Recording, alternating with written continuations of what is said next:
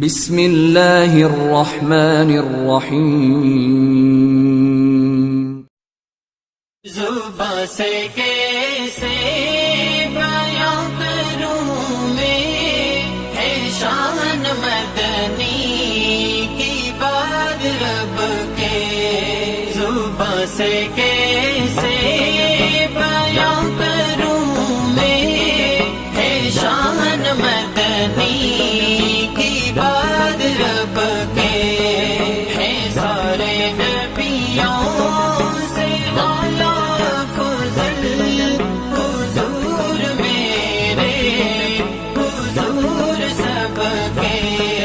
معراج پہ جب رب نے بلایا، دیدار دلبر کو خود کرایا۔ معراج پہ جب رب نے بلایا، ونسلم على رسوله الكريم،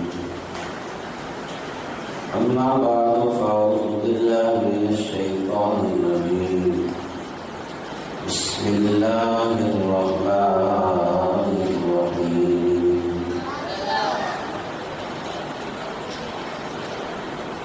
وإذا سألك عبادي عني فإني قريب، صدق الله مولانا العظيم، وبلغنا رسوله النبي الكريم الأمين، ونحن على ذلك من الشاهدين والشاكرين، والحمد لله رب العالمين۔ قال الله تبارك وتعالى في شأن حبيبه الكريم، إن الله وملائكته يصلون على النبي، يا أيها الذين آمنوا صلوا عليه وسلموا تسليما، الصلاة والسلام عليك يا سيدي يا رسول الله، الصلاة والسلام عليك يا سيدي يا حبيب الله، الصلاة والسلام عليك يا سيدي يا خاتم النبيين، وعلى آلك وصحابك يا سيدي يا رحمة للعالمين۔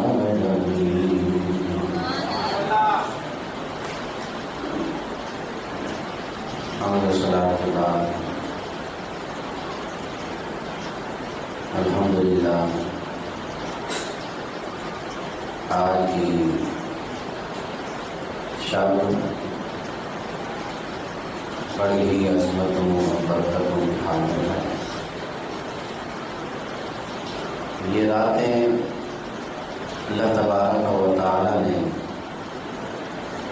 اپنے محبوب کریم علیہ السلام کی امت کو ہی عطا فرمائی ہیں۔ ان راتوں میں عبادت کرنے والے کو ثواب کئی سالوں کے برابر ملتا ہے، کئی مہینوں کے مطابق ملتا ہے۔ جہاں دوسرے انبیاء کی امتیں سینکڑوں مہینے عبادت کر کے وہ مرتبہ اور مقام حاصل کرتے تھے، اللہ کے محبوب کا امتی ان مقدس راتوں میں عبادت کر کے کئی مہینوں کی عبادت کا ثواب حاصل کرتا ہے۔ یہ اللہ تبارک و تعالیٰ نے اپنے محبوب کی امت کی بخشش کا ذریعہ بنائی ہے یہ راتیں۔ خطاب بھی آپ نے سن لیا ہے، نعتیں بھی سن لی ہیں، بس ایک دو بات اور دعا خیر کرتے ہیں انشاءاللہ۔ آج کی رات کی اہمیت، اس کا مرتبہ اور مقام اس انداز سے سمجھیں جیسے کوئی سائل ہوتا ہے، مانگنے والا، وہ سوال کرتا ہے، اللہ کے نام پر مانگتا ہے، کبھی بچوں کے نام پہ مانگتا ہے، کبھی کس کے نام پہ مانگتا ہے۔ اس کا کام ہے صدا لگانا، آواز دینا۔ اب یہ سخی کی مرضی ہے ان کو کچھ دے یا نہ دے۔ وہ تو ہر طرح سے سوال کر رہا ہوتا ہے، مانگ رہا ہوتا ہے کہ اللہ کے نام پہ مجھے کچھ دے دو، فلاں کے نام پہ کچھ دے دو، اپنے بچوں کا صدقہ کچھ دے دو۔ اب آگے والے کی مرضی ہے کچھ دے یا نہ دے، یا اس کی طرف توجہ ہی نہ کرے۔ لیکن جب سخی ایک مقام پہ کھڑا ہو کر یہ اعلان کر رہا ہو کون ہے مانگنے والا اور کیا ہے مانگنے والا، ذرا میرے قریب آ جائے، جو مانگ رہا ہے، جتنا مانگ رہا ہے اس کو دے دو۔ مثال سے بات سمجھ آ گئی ہوگی۔ اب پہلی مثال میں کتنا فرق ہے، دوسری بات میں کتنا فرق ہے۔ جہاں مانگنے والا اپنی داستان سنا کے مانگ رہا ہوتا ہے، دینے والوں کی مرضی ہے کچھ دیں کچھ نہ دیں، جتنا چاہیں دے دیں۔ اور جب دینے والا ہی اعلان کر رہا ہو کون ہے مانگنے والا اور کیا ہے کسی کو کوئی ضرورت، میرے پاس آئے اس کی ضرورت پوری کروں، جتنا مانگتا ہے اتنا اس کو دوں۔ ان دونوں مثالوں سے آپ کو فرق محسوس ہو گیا ہوگا۔ یہ رات اس کی مثال ہے کہ جو سخی آواز لگا کے بولتا ہے کہ کون ہے لینے والا، کتنا ہے لینے والا، ذرا میرے قریب آئے، اس کو سب کچھ ادا کرو۔ اور عام راتیں ہیں پہلے سوال کرنے والے کی طرح، ہم اس کی بارگاہ میں عبادتیں کرتے رہے، نمازیں پڑھتے رہے، صدقہ اور خیرات کرتے رہے۔ اب یہ اس کی مرضی ہے قبول کرے یا نہ کرے۔ آج کی یہ مقدس رات ہے جس میں رب کائنات خود بلا کے، خود اپنے قریب کر کے کہہ رہا ہے، ہائے کوئی مجھ سے مانگنے والا میں اس کو دے دوں، ہائے مجھ سے کوئی رزق مانگنے والا اس کو رزق دے دوں، ہائے مجھ سے کوئی اولاد مانگنے والا تو اس کو اولاد دے دوں، کوئی ہائے مجھ سے بخشش مانگنے والا تو اس کے گناہ معاف کر دوں۔ اب اس کی سخاوت کا تو عالم یہ ہے، اگر وہ چاہتا تو فرشتوں کے ذریعے بھی کہلوا سکتا تھا، فرمایا نہیں، بات میری ہے اور میرے محبوب کی امت کی ہے۔ اب اس کے بیچ میں کوئی فرشتہ بھی نہ آئے، کسی اور کو بیچ میں آنے کی ضرورت نہیں ہے، میں براہ راست اپنے محبوب کی امت سے خطاب کروں گا۔ اللہ تبارک و تعالیٰ اپنی شان کے مطابق، وہ جسم سے پاک ہے لیکن اپنی شان کے مطابق آج کی رات آسمان دنیا پہ جلوہ گر ہوتا ہے۔ بس وہ فریاد کر رہا ہے، آوازیں لگا رہا ہے، خود لگا رہا ہے، آپ نے کسی قاصد کو نہیں کہا، کسی مقرب فرشتے سے نہیں کہا کہ یہ صدائیں لگاؤ، خود لگا رہا ہے۔ اور ایک حدیث پاک میں آتا ہے کہ اللہ تبارک و تعالی آج کی اس رات میں ایک ایسا دروازہ کھولتا ہے جس کی چوڑائی 70,000 سال کی تیز رفتار گھوڑے کے دوڑنے کے مرابع ہے۔ یعنی جو چوڑائی ہے نا اس کی گیڑ کی 70,000 سال۔ فرمایا یہ دروازہ اس وقت بند ہوگا جب سورج مغرب سے طلوع ہوگا۔ اللہ نے کھول رکھا ہے اس کو۔ اسی دروازے سے حضور کی امت کے اعمال نامے جاتے ہیں اوپر.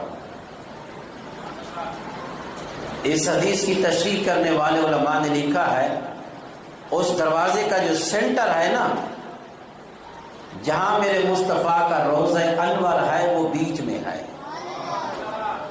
اس دروازے کا جو سینٹر ہے نا، علماء کہتے ہیں اس سے پتہ یہ چلا جو میرے آقا نے فرمایا میرے امتی کے اعمال صبح سے لے کر شام تک اور شام سے لے کر صبح تک میری بارگاہ میں فرشتے لے کر آتے ہیں. اب وہ میری مرضی ہے کہ میں اپنے رب کی بارگاہ میں کس وقت پہنچاتا ہوں، لیکن وہ فرشتے میری بارگاہ میں لے کر آتے ہیں. جب میری بارگاہ میں پہنچتے ہیں قبولیت کی مہر مصطفیٰ کے دست رحمت سے لگتی ہے. اور آج کے دن جو دن مکمل ہوا مغرب سے پہلے تو ہمارے اعمال نامے کے دفتر اسی دروازے سے رب کی بارگاہ میں پہنچتے ہیں. اب وہ دروازہ اللہ کی رحمت دیکھیں، اس کو اپنے بندوں سے کتنا پیارا ہے. فرمایا یہ مغرب تک کھلا رہے گا، یعنی جب سورج مغرب سے مراد کیا ہے؟ جب قیامت قائم ہوگی. مراد کیا ہے کہ جو آدمی اللہ کے عذاب کو دیکھ کر توبہ کرے گا نا، اس کی نجات نہیں ہے. کوئی بھی ہے، کسی بھی نبی کا امتی ہے، یہاں تک کہ اللہ کے محبوب کا بھی کوئی امتی ہے، اگر وہ یہ سوچ رکھتا ہے کہ میں بدعمالیاں کر رہا ہوں، اس وقت تک توبہ نہیں کروں گا جب تک کوئی عذاب نہیں دیکھوں گا، جب تک کوئی اللہ کی پکڑ نہیں دیکھوں گا. تو اللہ فرماتا ہے کہ میں اس بندے کی بھی توبہ قبول نہیں کروں گا اگرچہ وہ زندگی میں توبہ کرتا ہے. یہ دروازہ اس کے لیے قیامت تک کھلا رہے گا جس نے مجھے دیکھا نہیں ہے لیکن ڈرتا ہے میری پکڑ سے، ڈرتا ہے میرے عذاب سے، ڈرتا ہے جہنم کے عذاب سے. دیکھا کسی کو بھی نہیں ہے، لیکن اللہ فرماتا ہے اس بندے کے لیے کوئی وقت نہیں ہے. اگر سکرات کی حالت میں بھی ہے، آدھے جسم سے روح بھی اس کی نکل گئی ہے، اس وقت بھی اس کی زبان پہ میری بارگاہ میں بخشش کا کوئی ایک لفظ بھی نکل جائے گا تو اس کو معاف کر دو. اس کے لیے معافی نہیں ہے جو اللہ کے عذاب کا منتظر ہو، اس کو دیکھ کر پھر توبہ کرے گا. اور آج کی رات کتنے لوگوں کو بخش دیا جاتا ہے. ابھی آپ نے حدیث پاک سنی ہے میرے استاذ مکرم کی زبان سے، قبیلہ بنو کلب کی بکریوں کے بالوں کے برابر. کیا مثال ہے یہ میرے آقا کریم نے. ایک تو قبیلہ ایسا تھا کہ ہر بندے کے پاس بکریوں کے ریوڑ تھے، ہر بندے کے پاس. علماء کہتے ہیں کہ اگر یہ کہا جاتا نا کہ قبیلہ بنو کلب کی بکریوں کے برابر اس رات اللہ کے محبوب کی امت کو بخش دیا جاتا ہے تو یہ بھی بہت بڑا اعزاز تھا، کیونکہ وہ قبیلہ بنو کلب کی بکریاں بھی نہیں گنی جاتی تھی. کتنی ہیں، یعنی ان گنت لا تعداد اللہ کے محبوب کی امت کو بخش دیا جاتا ہے. اب بکریوں کی تعداد بھی نہیں گنی جاتی. اللہ کے محبوب نے فرمایا قبیلہ بنو کلب کی بکریوں کے بالوں کے برابر. یعنی اب دوسرے الفاظ میں یہ کہا جائے گا کہ لا تعداد لا محدود ان گنت اس رات کو اللہ کے محبوب کی امت کے گناہگاروں کو بخش دیا جاتا ہے. بخشنے کا مطلب کیا ہے کہ قیامت کے دن ان کا حساب نہیں ہوگا، قیامت کے دن ان کا حساب نہیں ہوگا. یہ ہے بخشنے کا مطلب. اب یہ تو نہیں ہے کہ دنیا میں اس کو بخش دیا پھر قیامت کے دن حساب کے لیے بھی آ رہا ہو، یہ کائے کی بخشش ہے؟ نہیں، فرمایا کہ یہ وہ لوگ ہیں جن کا حساب نہیں ہوگا قیامت کے دن. یعنی ان گنت لا تعداد اس رات میں لوگ بخش دیے جاتے ہیں، لیکن ایسے بد نصیب بھی چند لوگ ہیں جو اس رات میں بھی اللہ ان کو معاف نہیں کرتا. ان میں سے چند کے نام.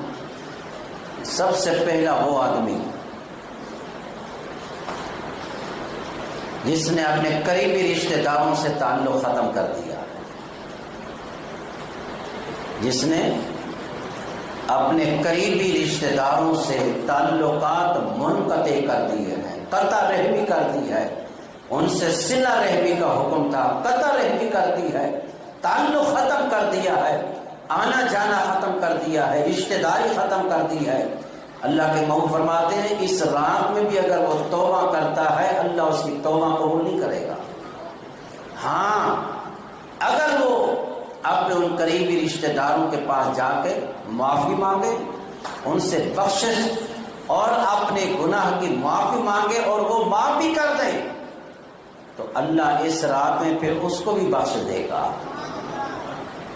اگر قطع تعلق کی کر کے ساری رات بھی عبادت کرتا رہے نا، ان لوگوں میں اس کا نام نہیں آئے گا جن کو اللہ تبارک و تعالی انگنت لا تعداد میں معاف کرتا ہے۔ وہ بندہ اس خوشخبری کے اندر نہیں آئے گا۔ ابھی ہمیں سوچنا ہوگا ہم میں سے کون ہے جس نے اپنے رشتہ داروں کو چھوڑا ہوا ہے، ان سے قطع تعلق کی ہوئی ہے، قطع رحمی کی ہوئی ہے۔ اگر کی ہوئی تو خدا نہ ابھی جا کے ان سے معافی مانگے، ان کے پاس جا کے معافی مانگے اور ان کو راضی کر لے۔ دنیا کے اندر قیامت کے دن رب اپنے حق تو معاف کر دے گا، اپنے بندوں کے حق معاف نہیں کرے گا جب تک وہ بندے سے معافی نہیں مانگے گا۔ دنیا کے اندر مانگ لے معافی، کتنی کیا ہو جائے گا؟ آدمی چلا جائے کسی کے ساتھ بھی تعلقات ختم۔ دوسرا آدمی وہ ہے جو سود خور ہے، جو سود کا کام کرتا ہے، سود خور ہے، سود لیتا ہے، دیتا ہے، سود خوروں کا کام کرتا ہے، ان کی معاملت کرتا ہے، ان کا پیغام پہنچاتا ہے، لکھنے میں کام کرتا ہے، لینے اور دینے میں کام کرتا ہے۔ اس کام پہ اس کی ذمہ داری ہے، ڈیوٹی کرتا ہے اس کام پر۔ یہ سارے کے سارے لوگ اس فعل کے اندر برابر کے شریک ہیں۔ اللہ بڑے سے بڑے مجرموں کو بھی معاف کر دے گا لیکن سود خور کو آج کی رات بھی معاف نہیں کرے گا۔ آپ نے سنا نا حدیث پاک، حضرت بیان فرما رہے تھے، اللہ فرماتا ہے کہ اگر میرے کسی بندے کی بدعمالی اتنی ہو کہ زمین سے لے کر آسمان تک پہنچ جائے، اتنے نافرمانیاں، اتنے گناہ، اتنی برائیاں، زمین سے لے کر آسمان تک اتنی بلندی، 1000 سال کی مسافت ہے زمین سے لے کر پہلے آسمان تک، 1000 سال۔ اتنی بھی کسی کی نافرمانیاں ہوں، بدعمالیاں ہوں، اللہ فرماتا ہے وہ میری بارگاہ میں صدق کے دل سے آ جائے اور مجھے ایک بار اپنا رب کہہ کر کہہ دے، اے میرے رب مجھے معاف کر دے۔ اللہ فرماتا ہے مجھے اس سے پیار بھی ہو جاتا ہے، اس کے گناہ بھی بخش دیتا ہوں۔ فرمایا کہ اتنے گناہ معاف کر دیتا ہوں۔ ایک اسی روایت کے اندر دوسرا حصہ ہے، انہوں نے فرمایا اگر کوئی بندہ اتنے گناہ کرتا ہے جتنے سمندر کے پانی کے برابر، یعنی یہ وہ تعداد ہے جو آدمی کی سمجھ میں نہیں آتی، اتنا ممکن ہی نہیں ہے، اتنے گناہ کر کے آتا ہے، اللہ فرماتا ہے بس میری بارگاہ میں ایک بار جھک جائے، مجھے اپنا رب کہہ رہا ہے۔ اللہ فرماتا ہے میں فرشتوں کو کہتا ہوں میرے بندے کو دیکھو، مجھے دیکھا بھی نہیں اس نے، مجھے جانتا بھی نہیں ہے، بس یہ اس کے دل میں خیال ہے کہ میرے گناہ کوئی بخشے گا تو میرا رب ہی بخش سکتا ہے۔ اللہ ماتا فرشتوں گواہ ہو جاؤ اس بندے کے گناہ بھی میں نے معاف کر دیے ہیں۔ اب اندازہ لگاؤ اتنے بڑے گناہ گار، اتنے بڑے نافرمانیاں کرنے والے کو بھی رب آج کی رات معاف کر دیتا ہے، سود خور کو نہیں کرے گا معاف۔ ہم اتنے لوگ بیٹھے ہیں، اپنے آپ کو دیکھیں، کہیں ہمارا معاملہ اس ضمن میں تو نہیں آ رہا؟ بیٹھے ہیں ساری رات عبادت کریں گے، کہیں منہ پہ تو نہیں مار دی جائے گی؟ کہیں سود خوری والے کام میں تو نہیں لگے ہوئے ہم؟ کہیں پیسہ دے کے چند پیسوں کی لالچ میں سود کا معاملہ تو نہیں کر رہے؟ اپنی آخرت کو برباد نہ کریں چند پیسوں کی خاطر۔ سود کا نظام عام ہو گیا، یہ یہود و نصارہ کی چال ہے، سازش ہے ان کی کہ مسلمانوں کو جس چیز کی لالچ ہے نا وہی لالچ ان کو دے کر ان کے ایمان کو تباہ و برباد کریں۔ ہم نہیں سمجھتے اس بات کو، ہم کہتے ہیں پیسے آ رہے ہیں نا، کتنے دن کھائیں گے، کب تک کھائیں گے اس کو، چلے جائیں گے۔ اور اکثر میں آپ کو سینا ہو سے پاک کا فرمان سناتا ہوں، وہ ہر وقت دماغ میں گھومتا ہے۔ آپ نے فرمایا لوگوں یہ بڑی بڑی عمارتیں بنا رہے ہو، ادھر ادھر سے پیسہ لگا کے اتنی بڑی عمارت بنا رہے ہو، بنا تم رہے ہو، اس کو آباد دوسرے کریں گے، حساب تمہیں دینا پڑے گا۔ یہ بڑا دل پہ لگنے والا جملہ ہے شیخ عبد القادر جیلانی کا۔ میں لوگوں ہوشیار رہو، بڑی بڑی عمارتیں بنا رہے ہو، ادھر ادھر کا پیسہ لگا رہے ہو، بنا تم رہے ہو، آباد دوسرے کریں گے اور حساب تمہیں دینا پڑے گا۔ کیوں اپنے آپ کو پھنسا رہے ہو اتنے بڑے جال کے اندر؟ تو میرے آقا کریم نے فرمایا جہاں ان گنت لوگوں کے گناہ بخش دیے جاتے ہیں، لیکن سود خور آدمی آج کی رات میں بھی اس کو معاف نہیں کرتا اللہ، کیونکہ رب نے فرمایا فَإِن لَمْ تَفْعَلُوا فَأْذَنُوا بِحَرْبٍ مِّنَ اللَّهِ وَرَسُولِهِ۔ پیچھے سود کا تذکرہ ہے سورہ بقرہ میں، اللہ نے فرمایا اگر تم اس سے باز نہ ہونا، نہ چھوڑو سود کو، تو فَأْذَنُوا بِحَرْبٍ مِّنَ اللَّهِ وَرَسُولِهِ، پھر اللہ اور اس کے رسول کے ساتھ جنگ کے لیے تیار ہو جاؤ۔ اور کتنی وعیدیں آپ کو سناتے رہتے علماء۔ آپ سب سے کم درجہ سود کا یہ ہے، یہ تو جملہ بولتے بھی حیا آتی ہے منبر رسول پر بیٹھ کر، میرے آقا کریم نے فرمایا کم سے کم درجہ سود کا یہ ہے جو اپنی سگی ماں کے ساتھ بدکاری کر رہا۔ بچے اس کام سے چھوڑ دیں اس کام کو۔ اگر سوکھی روٹی بھی کھانے کو ملتی ہے نا سود کے بغیر، وہ ٹھیک ہے، سوکھی روٹی کھا کر 2 گھونٹ پانی کے پی لے، پیٹ بھر جائے گا، رات کو سو جائے آرام سے، یہ بہتر ہے، یہ آخرت کی منزل آسان کرے گا۔ جیل جائے کہ لذیذ اور عمدہ کھانے کھا رہے ہو اور حرام کے پیسے سے کھا رہے ہو، ایسے سمجھ لو کہ اپنی پیٹ کے اندر آگ کو بھر رہے ہیں اور اپنی قبر کے اندر آگ کو اپنے ہاتھوں سے جلا رہے ہیں۔ اپنی آخرت کی فکر کریں، چھوڑے ان کاموں کو۔ سود خور بھی نہیں بخشا جاتا اس رات کو۔ تیسرا وہ آدمی ہے جو اپنے ماں باپ کا نافرمان ہے، اللہ سب کو معاف کر دے گا۔ جو ماں باپ کے نافرمان ہیں، ماں باپ کی خدمت نہیں کرتے، ان کی نافرمانی کرتے ہیں، اپنی بیویوں کی وجہ سے ان کے کہنے پر ان کو چھوڑ دیتے ہیں، تو میرے آقا کریم نے فرمایا اس کے لیے تو 2 سزائیں ہیں۔ ایک تو جب تک یہ دنیا میں سزا نہیں پائے گا اس وقت تک مرے گا نہیں۔ ماں باپ کے نافرمان کو دنیا میں اللہ سزا دیتا ہے، یعنی اس کو دگنی سزا ہے۔ ایک تو قبر کے بعد جو ہوتی ہے وہ تو قبر جانے وہ جانے اور اللہ جانتا ہے اس کے ساتھ کیا ہو رہا ہے، لیکن ایک سزا اس کو دنیا کے اندر اللہ دکھاتا ہے، دنیا کے اندر اس کو سزا ملتی ہے۔ اس وقت تک نہیں مرتا وہ جب تک کہ وہ دنیا کے اندر اللہ کا عذاب نہیں دیکھتا۔ اس کے عذاب کی بہت سی صورتیں ہیں، ہم لوگ سمجھتے نہیں ہیں کہ ہمیں اللہ نے عذاب کے اندر مبتلا کیا ہے، آزمائش کے اندر رکھا ہے۔ اس لیے یاد رکھیں اپنے ماں باپ کی خدمت کریں، اور یہ نہیں کہ ماں باپ دنیا سے چلے گا تو بس خدمت کا سلسلہ ختم ہو گیا، نہیں نہیں نہیں، ماں باپ ہماری زندگی کے آخر لمحے تک اپنی ہماری خدمت کے، ہم ان کی خدمت کے محتاج ہیں۔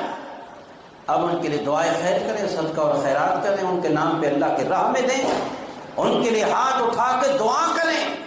جب ہم دعا کریں گے ہماری دعا کرنے سے اللہ ان کی قبر کی منزلیں آسان فرمائے گا۔ اگر عذاب میں ہو تو عذاب میں تخفیف ہو جاتی ہے، اگر وہ عذاب کے اندر نہیں ہے تو ان کے لیے جنت میں درجات بلند ہو جاتے ہیں۔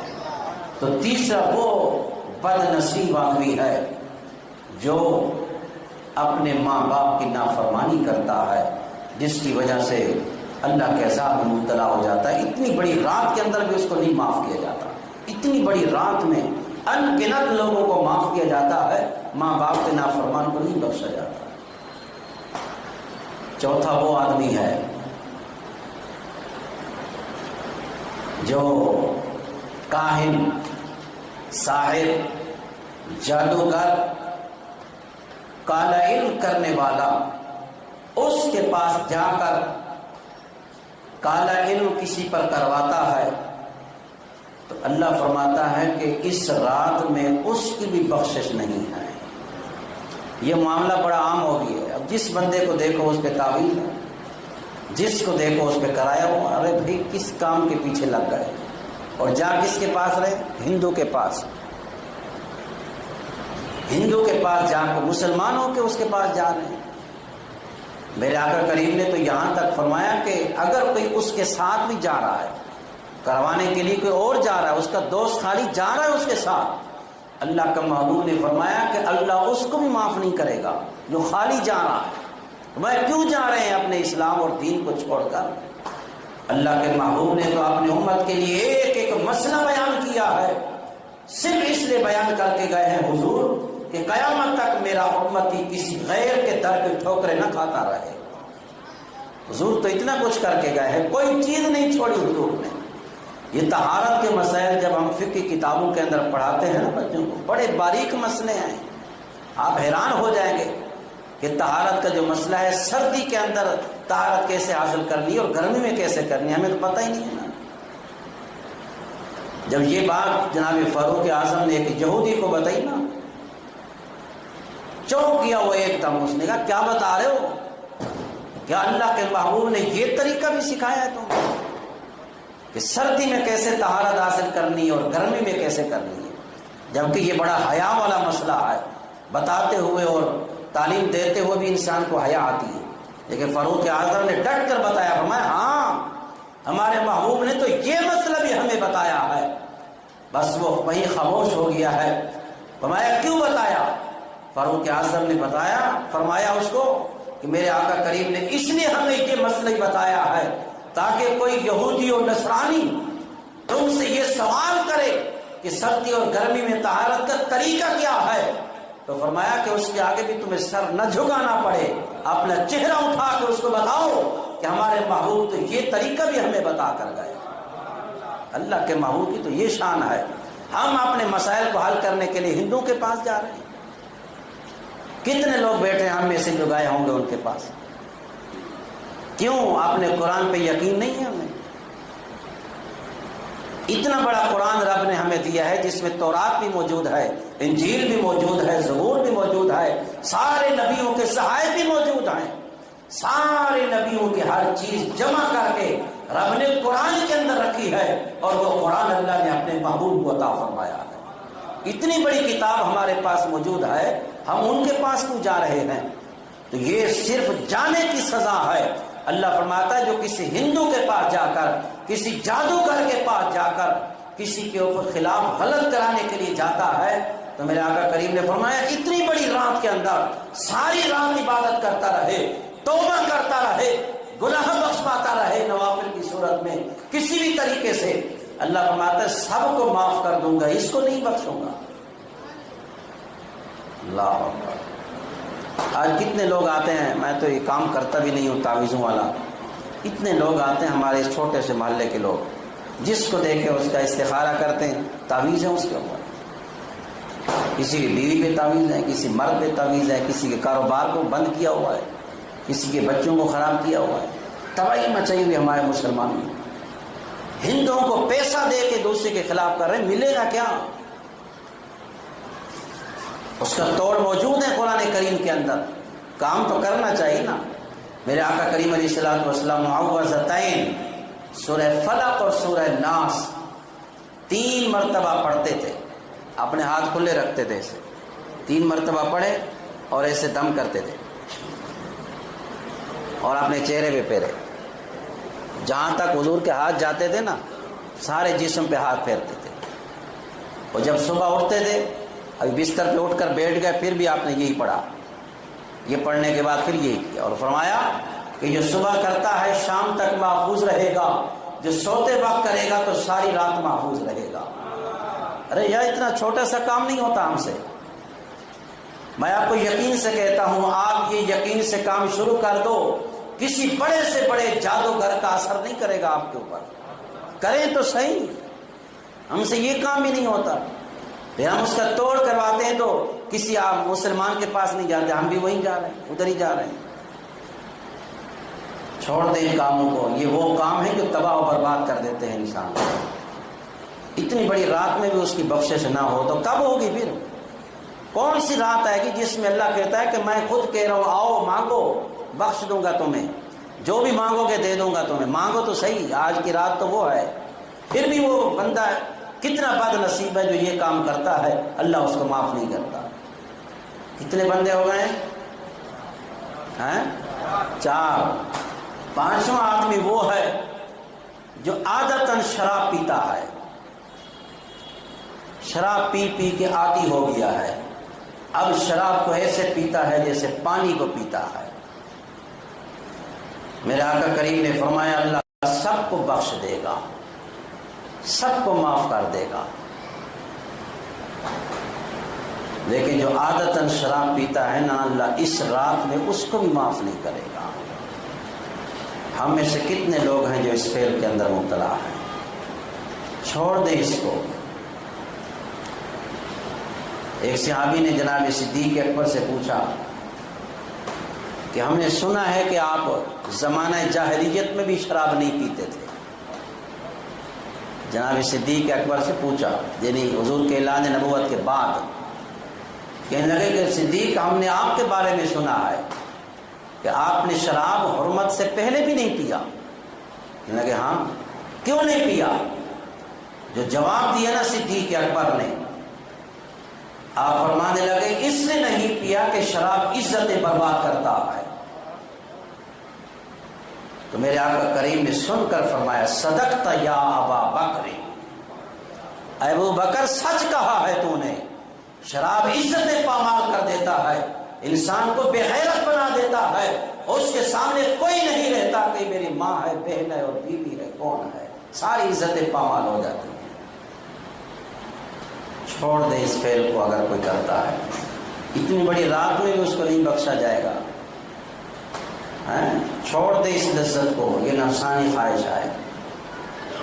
اللہ فرماتا ہے وَسَقَاهُمْ رَبُّهُمْ شَرَابًا طَهُورًا،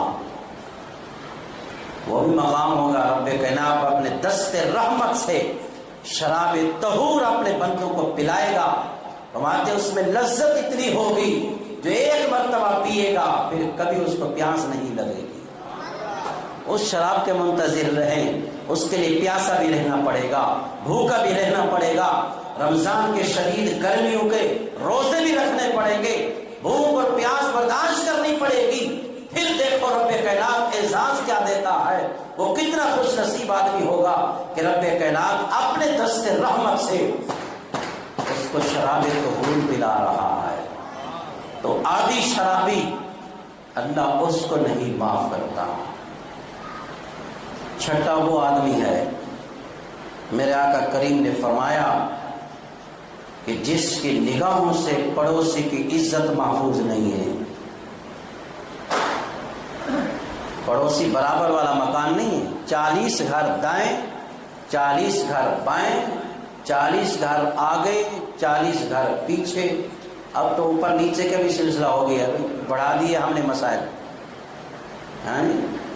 پہلے تو بلڈنگیں نہیں تھی نا، اب جو اوپر والی گھر میں رہتا ہے وہی پڑوسی ہوگا، جو نیچے والی منزل میں وہ بھی پڑوسی ہے۔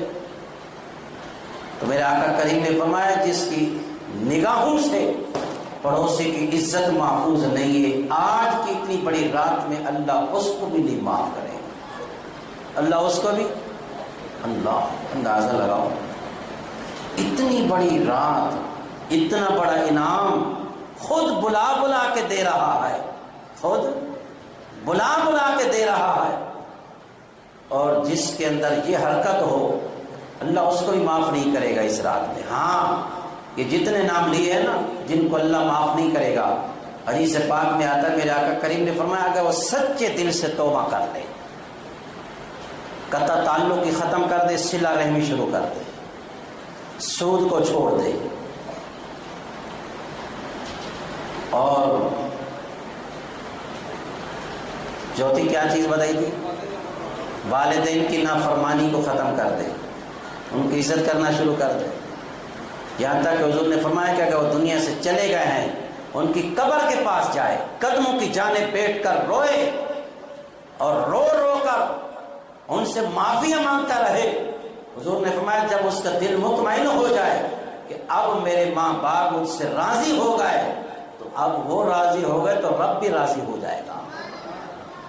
حضور نے فرمایا رضا رب فی رضا والدین، رب کی رضامندی والدین کی رضامندی میں ہے۔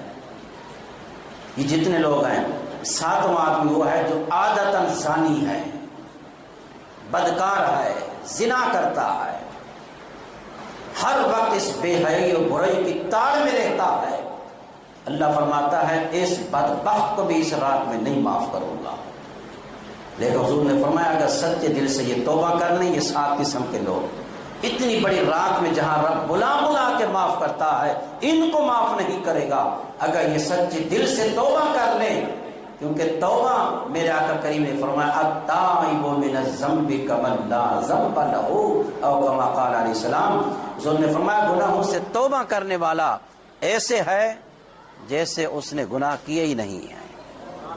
تو اس لیے اگر یہ افعال ہمارے اندر کسی میں بھی ہے، کوئی بھی ہے، تو اپنے گناہوں کو ان سے سچی توبہ کر لیں، اللہ سارے گناہ معاف کر دے گا۔ وہ تو اتنا کریم ہے، گناہ بھی معاف کر دے گا اور ان گناہوں کو نیکیوں میں بھی تبدیل کر دے گا۔ قرآن کہہ رہا ہے الا من تاب وآمن وعمل عملا صالحا فاولئک یبدل اللہ سیئاتہم حسنات وکان اللہ غفورا رحیما۔ تو آج کی رات بڑی مقدس رات ہے، اپنے گناہوں کی بخشش کروائیں، صدق کے دل سے توبہ کریں اور آئندہ گناہوں سے بچنے کا پکا عہد کریں۔ اور ماہ رمضان مبارک کی آمد قریب ہے، روزوں کی تیاری کریں، روزے ہر مسلمان پر فرض ہیں، اس کو ادا کریں تو انشاءاللہ اللہ تبارک و تعالی اپنی خاص برکتیں رحمت نازل فرمائے گا۔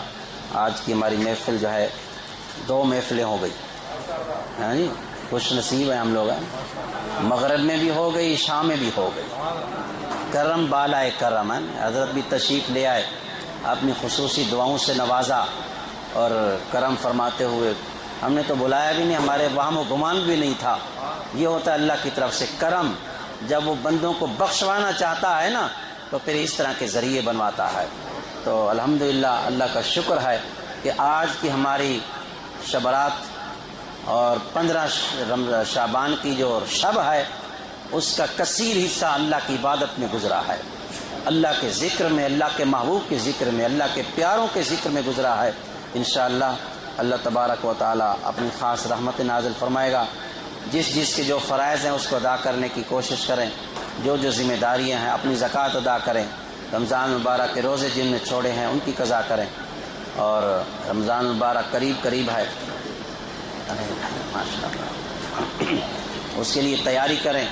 اور انشاءاللہ ابھی دعائے خیر ہوگی، اجتماعی دعا ہوگی، اور انشاءاللہ تعالیٰ آپ کے لنگر کا اہتمام ہے، اور 1:15 بجے صلاۃ التسبیح پڑھیں گے۔ قبرستان میں جائیں، لیکن تھوڑا سا اس چیز کا خیال کریں، بڑا دکھ ہوتا ہے سن کر، بہت سے لوگ قبروں کے اوپر بیٹھ جاتے ہیں، قبر کے اوپر بیٹھ گئے، قبر کے اوپر چڑھ گئے، عجیب حالت ہے۔ اب دیکھو ایک بندہ بیٹھا ہوا، اس کے اوپر کوئی چڑھ جائے، اس کو تکلیف ہوگی یا نہیں ہوگی؟ میرے آقا کریم نے ایک جگہ پہ مثال دے کے فرمایا ہے کہ جس طرح کسی زندہ آدمی کے پاؤں پہ اوپر آپ قدم رکھتے ہیں اس کو تکلیف ہوتی ہے، تو جب آپ قبر کے اوپر پاؤں رکھتے ہیں یا بیٹھتے ہیں تو قبر والے کو بھی ایسے تکلیف ہوتی ہے، کیونکہ ہم مسلمانوں کے قبرستان میں جاتے ہیں۔ میرے آقا کریم نے فرمایا کہ مومن مرتا نہیں ہے، وہ تو ایک گھر کو چھوڑ کر دوسرے گھر میں چلا جاتا ہے۔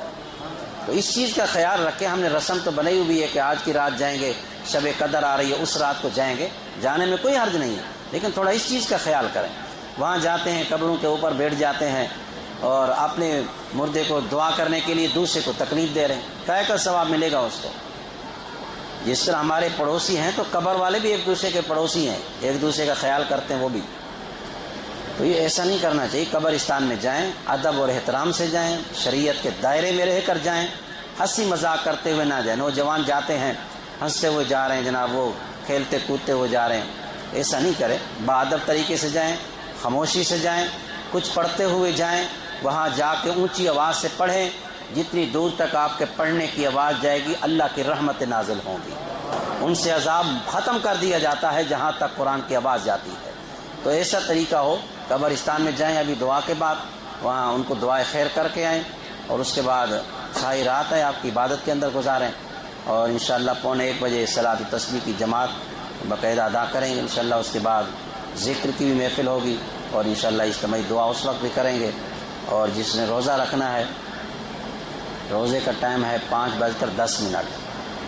5:10 پہ آپ سحری ختم کر دیں، سحری کا آخری ٹائم ہے. تو جس نے روزہ رکھنا ہے، نفلی روزہ ہے، بڑی فضیلت ہے اس کی. جو نہیں رکھ سکتا تو لازمی نہیں ہے اس کے اوپر، رمضان کے روزے فرض ہیں. اللہ تعالیٰ ہم پہ عمل کی توفیق عطا فرمائے. ابھی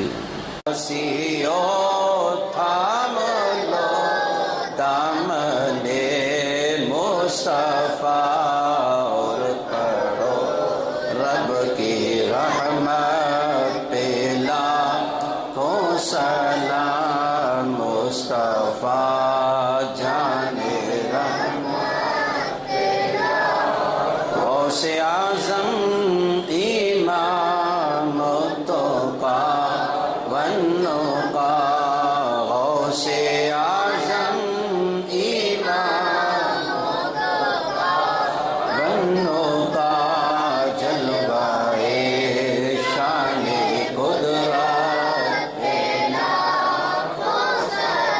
سے خدمت کے قدسی کہے ہر زاں. مجھ سے خدمت کے قدسی کہے ہر زاں. وہ صلاۃ و سلام ذرا مصطفیٰ جانے رحمت دست بستہ